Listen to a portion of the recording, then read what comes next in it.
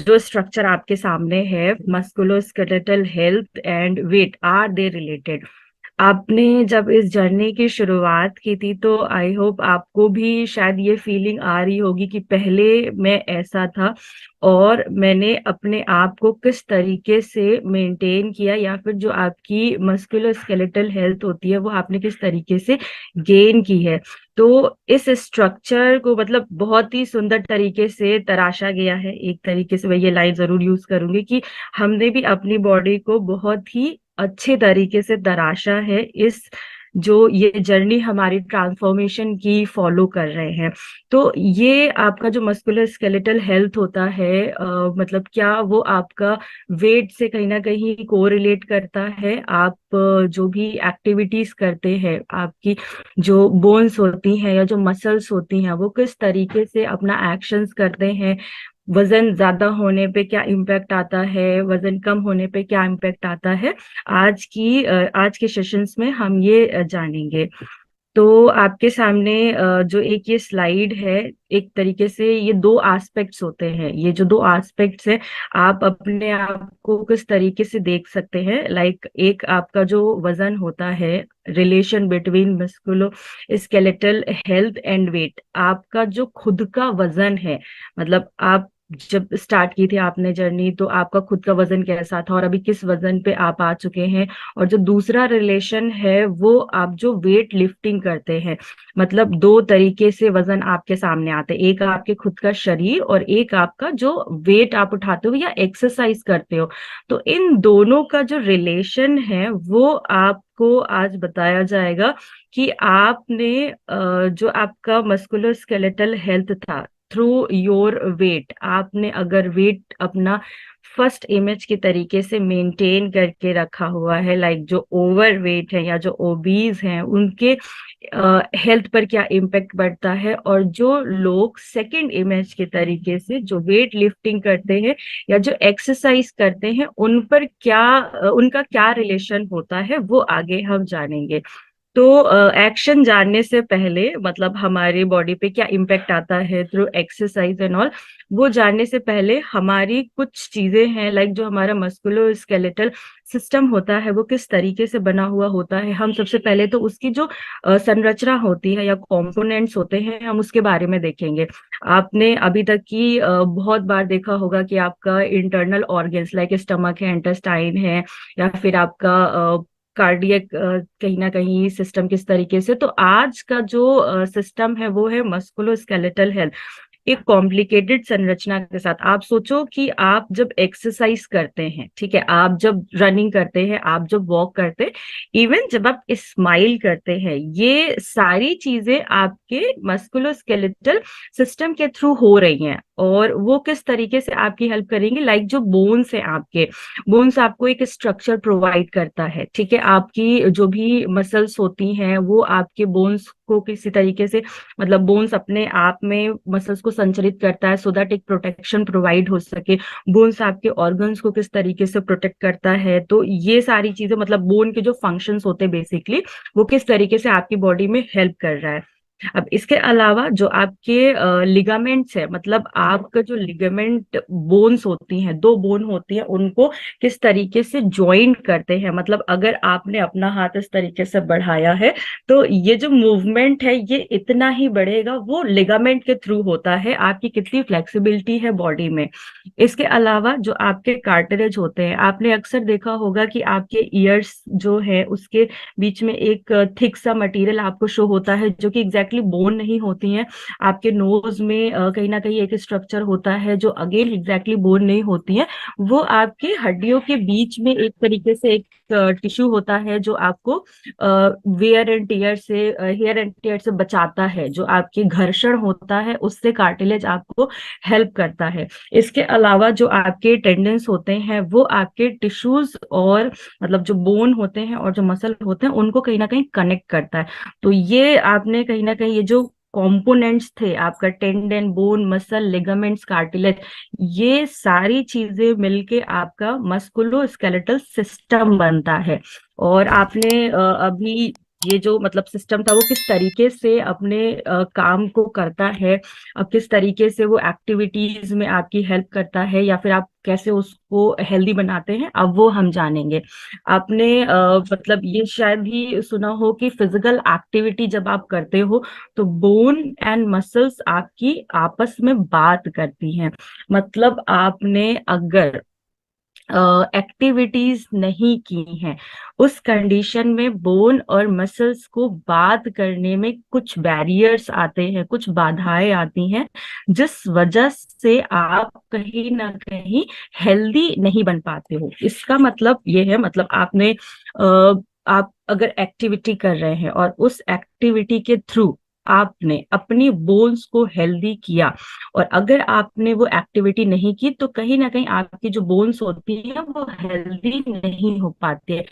अब इसके पीछे का एक्शन क्या है? जब भी आप एक्टिविटी करते हैं तो आपके जो स्केलेटल सिस्टम होता है वो कुछ केमिकल्स रिलीज करता है, और वो केमिकल्स जब आपके रिलीज होते हैं तो कहीं ना कहीं आपकी जो मस्कुलो स्केलेटल हेल्थ होती है, उसकी डेंसिटी या फिर स्ट्रक्चर जो होता है, कॉन्ट्रेक्टाइल ऑफ जो मसल्स होते हैं वो इम्प्रूव होते हैं।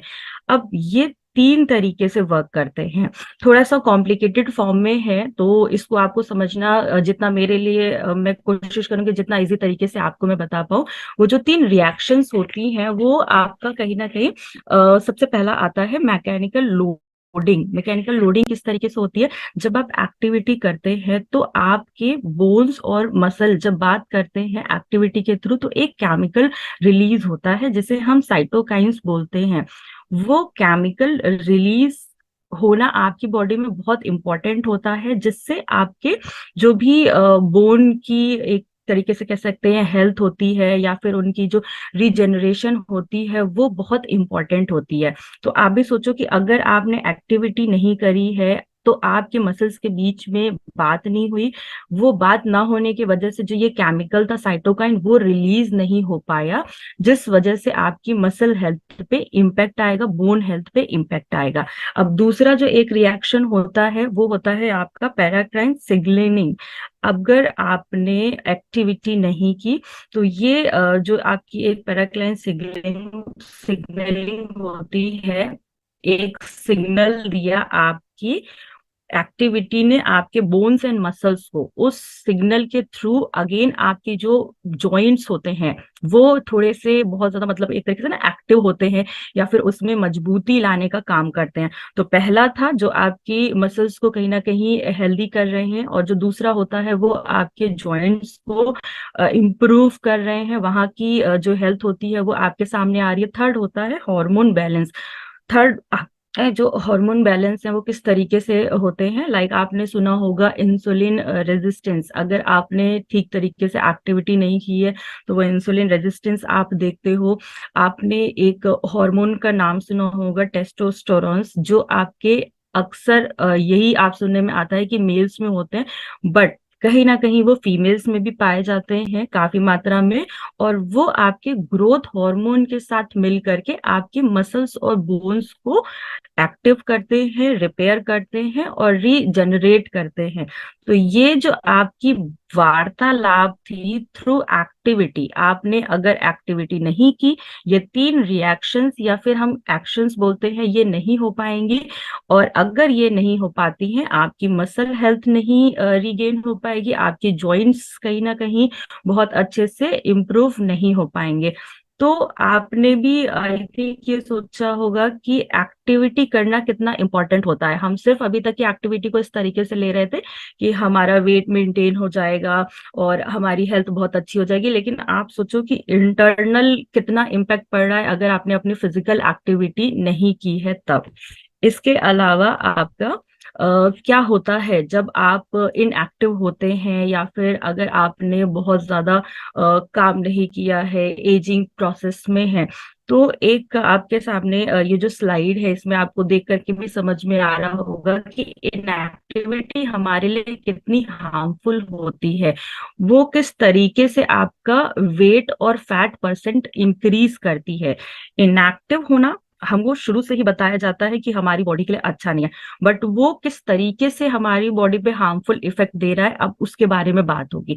तो अगर आपने एक्टिविटी नहीं की, आपकी बॉडी में जो फैट परसेंट होता है या फिर जो हम लिपिड बोलते हैं वो डिपॉजिट होने लगता है। ये सभी को पता है कि हमने काम नहीं किया या एक्टिविटी नहीं की तो फैट परसेंट हमारी बॉडी में डिपॉजिट होने लगा।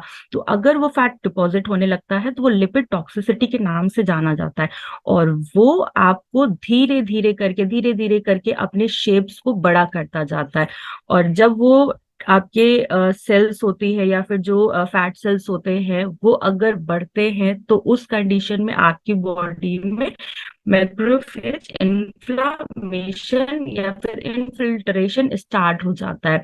इन दैट कंडीशन आप जैसे आपका अगर ये टिश्यूज है, फैट सेल्स है, अगर आपने इसको बॉडी में डिपॉजिट करते रहे, और बॉडी का जो एक दूसरी मैकेनिज्म है उसको एक्सक्रीट आउट करना बॉडी से, एक्सक्रीट आउट कब होगी, जब आप अपनी एक्टिविटी करेंगे। आप उसी प्रोसेस में है इन एक्टिविटी एंड एजिंग, तो वो आपका जो फैट सेल्स होती है वो बहुत ज्यादा बिल्डअप हो जाती है, इनफिल्ट्रेशन नहीं होता है, जो कि क्या कंडीशन आपको प्रोवाइड करती है, मेटाबॉलिक डिजीज। आपको पता नहीं चलता है कि आपने फैट परसेंट कितना ज्यादा बॉडी के अंदर इंक्रीज करके रखा हुआ है। बहुत कम सिम्टम्स होते हैं जो आपके सामने आएंगे, और जब वो सिम्टम आपके सामने आएंगे तब तक काफी लेट हुई हो चुकी होती है। मतलब डायबिटीज जब हमें पता चलता है तो शायद बहुत कम होते हैं जो डिटेक्ट कर पाते हैं या फिर जो उसका ट्रीटमेंट कर पाते हैं। तो अगर आपको सिटी होगी जो आपको मेटाबॉलिक डिजीज या फिर मस्कुलोस्केलेटल हेल्थ आपका कहीं ना कहीं ठीक नहीं रहेगा। इसके बाद आपको एक स्टडी के बारे में बताएंगे। फॉर एग्जांपल आपने देखा, मतलब आपके 45,000 लोगों के ऊपर एक स्टडी की गई जिसमें आपके सामने जो पैरामीटर्स शो हो रहे हैं उसमें ये दिखा कि अगर आपका ओवर वेट है तो आपके मस्कुलोस्केलेटल सिस्टम के ऊपर या फिर जो बॉडी मास इंडेक्स का बढ़ा होना आपके मस्कुलोस्केलेटल सिस्टम पे काफी ज्यादा प्रभावित करता है। ये जो पैरामीटर्स है आपके सामने, लाइक नॉर्मल वेट जिनका भी था, उनके ओवरऑल जो एक पॉइंट्स मिले मतलब गुड हेल्थ के, वो सभी में आपने देखा 1 है। बट जैसे आपने देखा कि वेट बढ़ता गया, उस कंडीशन में आपके जो पॉइंटर्स थे, जो पैरामीटर्स आपको प्रोवाइड हुए, वो आपके कहीं ना कहीं वो डार्क शेड में 1.14 हो गया, 1.31 हो गया। अब कुछ स्टडीज जैसे जो आपके सामने मैं मतलब दिखा रही हूँ उसके कुछ फैक्टर्स होते हैं, मतलब उनको अगर हैबिट में कुछ मॉडिफिकेशन करी गई, लाइक उनका स्मोकिंग पॉइंट देखा गया या फिर उनका एज फैक्टर देखा गया, जेंडर फैक्टर देखा गया, तो उस कंडीशन में भी इन फैक्टर्स को देखने के बावजूद भी आपका बॉडी मास इंडेक्स अगेन ऊपर था। मतलब ये सारे फैक्टर्स आप ठीक कर लो, आपने अपना स्मोकिंग अगर नहीं करते हैं, आपका जो भी एक मेल फैक्टर हो गया या मेल या फीमेल अगर होते हैं, या फिर एज फैक्टर होता है, ठीक है, या फिर आपने जो भी अपनी एक्टिविटी है वो सब कुछ बढ़ा रखी है, लेकिन अगर बॉडी मास इंडेक्स आपका बैलेंस नहीं है तो आपको जो भी पैरामीटर्स प्रोवाइड किए जाएंगे या फिर जो पैरामीटर्स मिलेंगे वो बैलेंस फॉर्म में नहीं मिल पाते हैं। इसके अलावा आपका मतलब अभी तक की आपको जो भी मैकेनिज्म बताई, अब इंटरनली वो किस तरीके से आपकी इफेक्ट, आपकी बॉडी को किस तरीके से इफेक्ट कर रही है, मेंटेनेंस, आपकी जो मसल होती है उसको मेंटेन करने में और रीजनरेट करने में। हमने वो जो स्ट्रक्चर था वो देखा कि वो किस तरीके से आपकी बॉडी में है। उसके बाद आपने उसके एक्शन के बारे में जाना कि किस तरीके से अगर आपने एक्टिविटी नहीं की तो आपको इम्पेक्ट कर रहा है। तो अब वो वेट बढ़ा होने के वजह से आपकी स्केलेटल मसल पे जो मेंटेनेंस या फिर रिजनरेशन में दिक्कत आती है, अब उसकी बात करेंगे। तो जो आपका सिस्टमिक मेटाबॉलिज्म होता है, अगर आपने मतलब आपकी बॉडी में ओबेसिटी है, डायबिटीज है या एजिंग है, इस कंडीशन में जो भी आपके मसल स्टेम सेल मेटाबॉलिज्म होता है वो स्लो डाउन हो जाता है। आप एक मसल्स में ये जो ग्रीन कलर का स्ट्रक्चर आप देख रहे हैं, ये एक तरीके से सैटेलाइट सेल होती हैं। जो सैटेलाइट सेल हमारी बॉडी में आपको एक एक्टिविटी करने के बाद एक्टिव होती हैं, और वो एक्टिव होने के बाद ही आपको एक हेल्थ, जो आपकी मसल्स की हेल्थ होती है, वो प्रोवाइड करती हैं। तो अगर आपने एक्टिविटी नहीं की तो आपकी ये जो ग्रीन सेल्स होती हैं, जिसे हम सैटेलाइट सेल कह रहे हैं, उनका नंबर्स कम होता जाता है, उनकी जो रीजनरेटिव कैपेसिटी होती है वो कम होती जाती है, और इस वजह से आपका जो मसल होता है उसमें वास्टिंग होती है। आपने अक्सर देखा होगा कि डायबिटीज जिन्हें भी होता है, उनके उन मतलब उनमें ये अक्सर पाया गया है कई कंडीशंस में कि बहुत जल्दी उनका वजन कम होता है। कुछ लोगों में तो बढ़ जाता है, बट कुछ लोगों में वो कम भी पाया जाता है। तो जो मसल्स होती है उसकी एक वॉल्यूम जो होता है वो धीरे धीरे करके कम हो जाता है। अब मसल्स का वॉल्यूम कम होने का मतलब आप खुद ये सोच सकते हो कि हमारी बॉडी में स्ट्रेचिंग बहुत अच्छे से अगर नहीं हो रही है, और आप किसी पोजीशन को, किसी एक्सरसाइज को करने जा रहे हैं, तो वो आप ठीक तरीके से नहीं कर पा रहे हैं। तो ये सारी चीजें कहीं ना कहीं कोरिलेट करती है। मतलब अगर आपका सिस्टमिक मेटाबॉलिज्म बहुत अच्छा नहीं है, आपके जो सैटेलाइट सेल्स होती हैं वो धीरे धीरे करके रिड्यूस हो जाएंगी, मसल वास्टिंग स्टार्ट हो जाएगी, मसल्स का वॉल्यूम कम हो जाएगा, जो अगेन आपके मेंटेनेंस और रीजनरेशन में दिक्कत देगा। तो ये एक बहुत ही कॉम्प्लिकेटेड स्लाइड थी जो आपके सामने थी, और शायद आई थिंक आपको ये समझ में आया होगा कि कितना बड़ा इम्पैक्ट पड़ता है हमारे वेट का स्केलेटल मसल मेंटेनेंस में और रीजनरेशन में। इसके बाद आपको एक मतलब काफी सारी स्टडीज हुई थी जिनमें ये पाया गया कि वेट का इम्पैक्ट किस तरीके से मस्कुलर स्केलेटल सिस्टम पे पड़ता है। मतलब अभी तक सिर्फ इतना था कि हाँ वो इम्पैक्ट पड़ रहा है अगर हमने एक्सरसाइज नहीं करी, बट कहाँ कहाँ वो इम्पैक्ट पड़ रहा है, अब उसके बारे में ये पॉइंटर्स हैं आपके सामने। लाइक आपका जो भी वेट होता है वो मस्कुलर स्केलेटल आउटकम्स में देखा जाता है कि अगर आपका वेट ज्यादा है तो आपकी जो मस्कुलर स्केलेटल हेल्थ है या जो बोन की हेल्थ है वो बहुत अच्छी नहीं रह पाती है, जिस वजह से आप अपनी चीजों को करने में असमर्थ रहते हैं। जब आपका वेट ज्यादा होता है तो फाइब्रोमाइलेजिया, यानी कि आपको अक्सर देखा होगा आपने कि बहुत ज्यादा पेन होता है मसल्स में, और बहुत ज्यादा आपने ये फील किया है कि घुटनों का दर्द हो रहा है, इस तरीके की चीजें आपने फील की होंगी। तो जब आपका वजन ज्यादा है तो इस तरीके की कंडीशन आपके सामने आ रही है। अगेन दूसरे पॉइंटर्स में अगर आपके वेट ज्यादा है तो मसल्स की जो फंक्शंस होते हैं वो आप ठीक तरीके से नहीं कर पाते हैं, मसल्स की मोटिलिटी जो होती है वो बहुत अच्छी नहीं होती है। तो मतलब अगर आपका जो भी वेट इंक्रीज करने का पैटर्न अभी जो चल रहा है कि अक्सर हमने देखा है बहुत वेट ज्यादा होते हैं, तो इतनी सारी चीजें हैं। लाइक आपका इंसुलिन रेजिस्टेंस बहुत ज्यादा बढ़ जाता है, फिजिकल परफॉर्मेंस बहुत अच्छी नहीं रहती है, और ये सारी चीजें आपकी रिकवरी में, चाहे आप उस फ्रैक्चर्स, अक्सर आपने देखा होगा कि हमारे बोन्स में फ्रैक्चर हो जाता है एक सर्टेन टाइम के बाद, तो ये सारी चीजों का इम्पैक्ट आपके वेट से कोरिलेट करता है। तो हमारे लिए हमारा वेट मेंटेन करना बहुत इंपॉर्टेंट हो जाता है। इसी के अलावा आपका जो वेट होता है वो किस तरीके से आपके मेंटेनेंस एंड रीजनरेशन में आपको कहीं ना कहीं दिक्कत देता है। तो आपने ये जो स्ट्रक्चर देखा, मतलब ओबेसिटी अगर आपको हो रही है तो आपने अक्सर देखा होगा कि हाइपरटेंशन है या डिसलिपिडीमिया है, ग्लाइसीमिया है, शुगर का बढ़ा होना, ये सारी चीजें आपके सामने आती हैं। या फिर आपके जो मैकेनिकल लोडिंग होती है, जो हमने सबसे पहले या मतलब आपकी स्लाइड्स में आपने देखा था कि जो आपके साइटोकाइंस होते हैं जब आप एक्टिविटी नहीं करते हैं तो वो बढ़ा हुआ रहता है। विटामिन डी आपकी बॉडी में अच्छे से अमाउंट में नहीं रहता है, तभी हम अक्सर देखते हैं कि हमारा विटामिन डी का अमाउंट अच्छा नहीं है, तो अक्सर हमें बोन्स की प्रॉब्लम रहती है, या फिर जो हमारी मस्कुलोस्केलेटल हेल्थ होती है उसकी प्रॉब्लम होती है। विसरल फैट है, मैरो फैट है, ये सारी चीजें बढ़ी हुई पाई जाती हैं। इन सबके बढ़े होने के वजह से आपका जो बोन्स के बीच का इन्फ्लामेशन होता है वो आपको देखने के लिए मिलता है, और जो आपका इन्फ्लामेशन है वो धीरे धीरे करके फिर आपके ऑस्टियोपोरोसिस में चेंज होने लगता है। तो अगर सही वक्त पे वेट अगर मेंटेन नहीं किया गया तो ये सारे पॉइंट्स आपको अपनी लाइफ स्टाइल में देखने को मिलते हैं। अब आपका जो वेट होता है वो किस तरीके से आपके स्केलेटल सिस्टम पर जो आपकी बोन्स होती हैं उस पे इम्पैक्ट डालता है। आपने जब वेट ज्यादा हो जाता है तो ऑस्टियोपोरोसिस, ऑर्थराइटिस की आप दिक्कत देखते हैं, आपका बैक पेन अक्सर होने लगता है, या फिर जो आपको अभी मैंने बताया कि इन्फ्लामेशन स्टार्ट हो जाता है तो इन्फ्लामेटरी आर्थराइटिस आपको महसूस होता है। अक्सर आपने सुना होगा कि अगर वजन ज्यादा है तो जॉइंट रिप्लेसमेंट तक की एक नौबत आ जाती है, जो कि हमारे लिए कहीं ना कहीं सही नहीं होती है। आपके जो फ्रैक्चर्स होते हैं उसमें रिस्क बढ़ जाता है, मतलब अगर थोड़ा सा भी मोच आया तो आप देखोगे कि वो फ्रैक्चर की कंडीशन में चला गया है।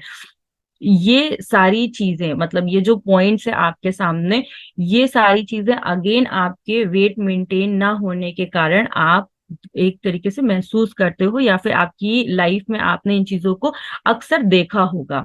तो इन सारे प्रॉब्लम्स को किस तरीके से टैकल किया जाए आपको ऑलरेडी पता है, ठीक है, आपने सिर्फ और सिर्फ चीजों को फॉलो करना है।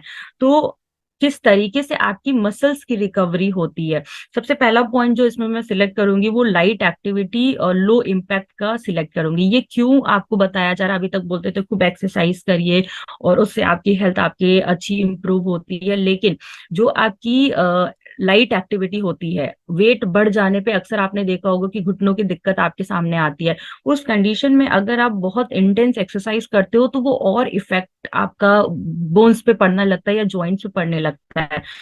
तो उस कंडीशन में आपको ये इम्प्रूव करने की जरूरत है कि वो ही सीरीज ऑफ एक्सरसाइज की जाए जो आपकी बॉडी के लिए ठीक हो। ऐसी कोई एक्सरसाइज मत करिए जिससे आपको दिक्कत हो। तो सिंपल सीरीज ऑफ एक्सरसाइज आपकी कैपेबिलिटी के अकॉर्डिंग होनी चाहिए। स्ट्रेचिंग आप आराम से 10 to 30 मिनट्स करें जिससे आपकी मसल्स इंप्रूव हो जाए। स्लीपिंग पैटर्न, आपने अर्लियर हमेशा ये देखा है कि आपके जो कुछ फैक्टर्स होते थे, लाइक बैलेंस डाइट है या फिर आपका जो एक्सरसाइज है, आपके जो मेंटल हेल्थ है, वो सारे फैक्टर्स जो होते हैं किस तरीके से ओवरऑल हेल्थ पे आपको मतलब कहीं ना कहीं ओवरऑल हेल्थ के लिए इंपॉर्टेंट होते हैं। तो स्लीपिंग पैटर्न हमारे मसल हेल्थ के लिए भी बहुत इंपॉर्टेंट होता है। उन्हें एक रेस्ट टाइम जरूर से जरूर देना होता है। प्रोटीन इंटेक आपने देखा होगा कि मसल्स के लिए कितना इंपॉर्टेंट होता है। हाइड्रेट होना कितना इंपॉर्टेंट होता है। मसल्स के लिए हाइड्रेशन का क्या रिलेशन है, जो आपकी टिश्यूज होती है उसमें आपका फ्लूइड इनटेक होता है, मतलब टिश्यूज भी आपके वाटर को कहीं ना कहीं कंज्यूम करते हैं। तो अगर आपने पानी कम किया है तो अगेन आपकी मसल्स की रिकवरी बहुत अच्छे से नहीं हो पाएगी। तो जो प्रॉब्लम्स थी कि वेट बढ़ा तो ये प्रॉब्लम्स आई, अगर हमने एक्सरसाइज नहीं की तो ये प्रॉब्लम आई, तो अब वो जो प्रॉब्लम्स आ गई हैं उसको किस तरीके से रिकवर करना है शायद आप सब बखूबी जानते हैं, क्योंकि अर्लियर आपने बहुत अच्छे अच्छे से सेशंस किए हैं। तो ये सारी चीजें आपको फॉलो करना स्टार्ट कर देनी चाहिए, स्टिल अगर आपने स्टार्ट नहीं करी है। अब इसके बाद आपका बोन्स और जॉइंट्स की रिकवरी के लिए क्या करना चाहिए। अब मसल्स को आपने जान लिया कि इसकी रिकवरी किस तरीके से होती है, तो अब बोन एंड जॉइंट्स के लिए balance nutrition, as we all know कि हमारे लिए एक संतुलित आहार बहुत जरूरी है। प्रोटीन इंटेक हमारे लिए बहुत इंपॉर्टेंट होता है। हाइड्रेशन जो कि मसल्स के लिए भी इंपॉर्टेंट होता है, ओवरऑल हेल्थ के लिए भी इंपॉर्टेंट होता है, उसी तरीके से बोन एंड जॉइंट्स के लिए भी आपका हाइड्रेशन बहुत इंपॉर्टेंट पार्ट होता है। आपका जो स्ट्रेंथ ट्रेनिंग है वो आपने करनी होती है। लो इम्पैक्ट एक्सरसाइज, जो कि पहली स्लाइड में बताई कि series of exercise as per your capability होनी चाहिए।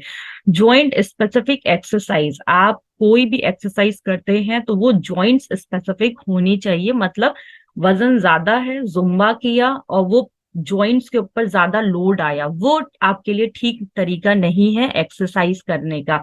हमेशा ओवर यूज करने से बचिए। जो भी आप एक्सरसाइज करते हैं, again I am using capable, जितना आपकी बॉडी चीजों को अडेप्ट कर पाती है, जितना सूटेबल होती है उतनी ही एक्सरसाइज करनी है। आपने बोल दिया कि मैं तो 2 घंटे एक्सरसाइज करता हूँ या करती हूँ, तो वो एक सही तरीका नहीं है, वो आपकी बॉडी के अकॉर्डिंग ही होना चाहिए।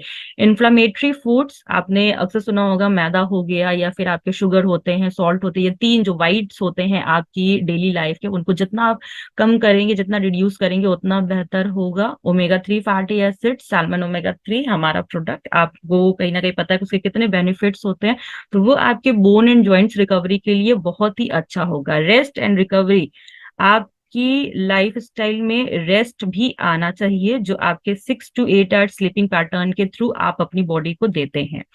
इसके बाद एक इंटरेस्टिंग फैक्ट आपके सामने मैं बताऊंगी कि एक स्टडी हुई थी जिसके थ्रू ये पाया गया कि आपका ½ किलो वजन बढ़ा होना आपके जॉइंट्स पे 3 kg का बर्डन देता है। आप सोचो, ½ किलो वजन बढ़ना आपके 3 kg बॉडी पे इम्पैक्ट दे रहा है।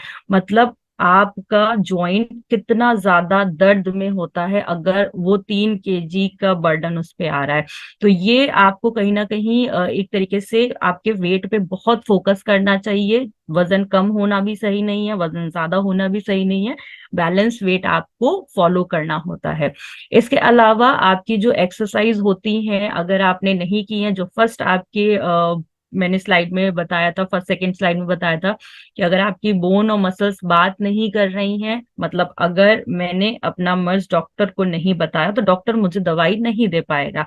सेम उसी तरीके से अगर आपने अपनी बोन और मसल्स को बात नहीं करवाई है तो आपका जो भी बोन फॉर्मेशन होता है या फिर जो मसल का एनाबॉलिज्म होता है वो ठीक तरीके से आप देखोगे वर्क नहीं कर पाएंगे।